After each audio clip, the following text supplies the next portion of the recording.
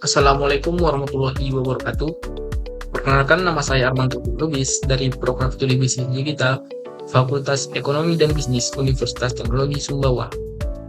Pada kesempatan kali ini, saya akan membahas mengenai metode harga pokok, full costing, dan variable costing. Materi ini penting karena dapat membantu perusahaan mengetahui biaya produksi secara lebih akurat, sehingga dapat menentukan harga jual dan memperoleh keuntungan yang sesuai. Sebelum masuk ke contoh kasus, kita perlu memahami terlebih dahulu apa yang dimaksud dengan kedua metode ini. Apa itu full costing dan variable costing? Full costing merupakan metode yang menghitung seluruh biaya produksi sebagai bagian dari harga pokok produk. Artinya, semua biaya yang dikeluarkan selama proses produksi, baik yang sifatnya tetap maupun berubah-ubah, akan dimasukkan ke dalam perhitungan.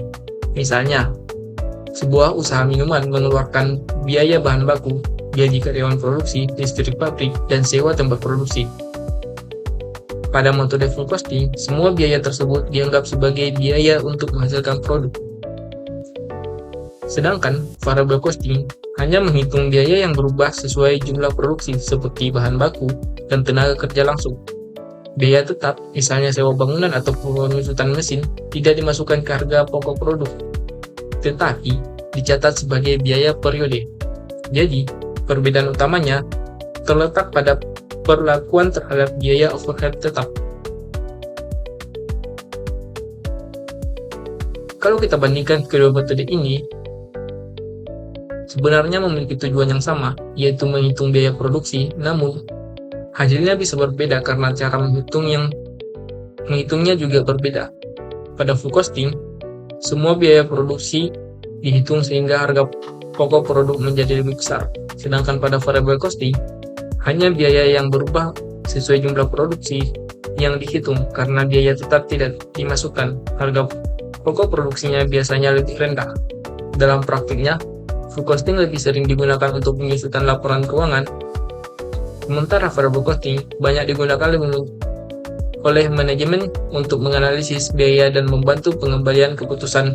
Misalnya, ketika ingin menentukan target produksi atau mengevaluasi keuntungan.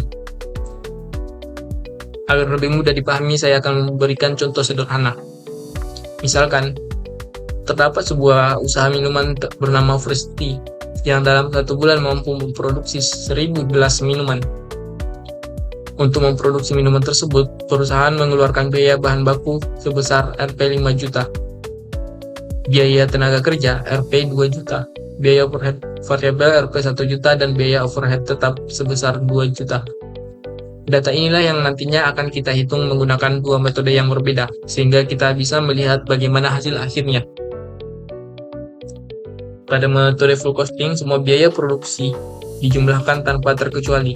Jika kita jumlahkan seluruh biaya tersebut, total biaya produksi adalah Rp 10 juta. Karena jumlah produk yang dihasilkan sebanyak 1000 gelas, maka harga pokok produksi setiap gelas adalah Rp 10.000. Artinya, sebelum menentukan harga jual, perusahaan minimal sudah mengeluarkan biaya produksi sebesar Rp 10.000 untuk setiap gelas minuman.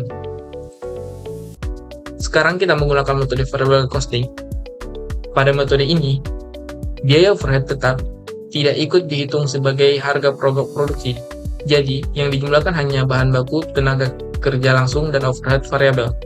Total biaya yang diperoleh menjadi Rp 8 juta setelah dibagi dengan jumlah produksi.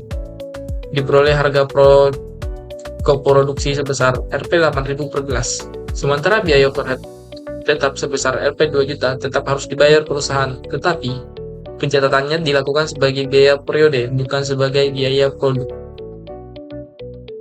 Dari hasil perhitungan tadi, kita dapat melihat bahwa metode full costing menghasilkan harga pokok produksi sebesar 10.000 per gelas. Sedangkan metode variable costing menghasilkan 8.000 per gelas. Selisih sebesar Rp 2.000 ini bukan karena biaya perusahaan berubah, tetapi karena perilaku terhadap biaya overhead tetap yang berbeda. Hal ini menunjukkan bahwa metode yang digunakan akan mengaruhi hasil perhitungan biaya produksi. Oleh karena itu, perusahaan perlu memilih metode yang sesuai dengan tujuan penggunaannya. Sebagai penutup, dapat disimpulkan bahwa Full costing dan variable costing sama-sama digunakan untuk menghitung harga pokok produksi, tetapi memiliki perbedaan dalam perlakuan biaya overhead tetap. Full costing memberikan gambaran seluruh biaya yang dikeluarkan untuk menghasilkan produk, sedangkan variable costing lebih fokus pada biaya yang benar-benar berubah sesuai jumlah produksi. Dengan memahami kedua metode ini, perusahaan dapat memilih metode yang paling sesuai, baik untuk menyusun laporan keuangan maupun untuk membantu proses pengambilan keputusan. Terima kasih atas perhatian dan waktu yang diberikan. Saya Arman Taufik Lubis, pamit undur diri. Wassalamualaikum warahmatullahi wabarakatuh.